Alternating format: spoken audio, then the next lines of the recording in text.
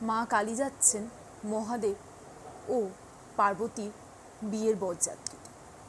এবার আপনাদের মনে হতে পারে এই মুখ পোড়া মেয়েটা কী বলে, মা কালী তো মা পার্বতীর এক রূপ, আবার তিনি যাচ্ছেন মহাদেবের মানে নিজের বিয়েরই বরযাত্রীতে, এ হতে পারে?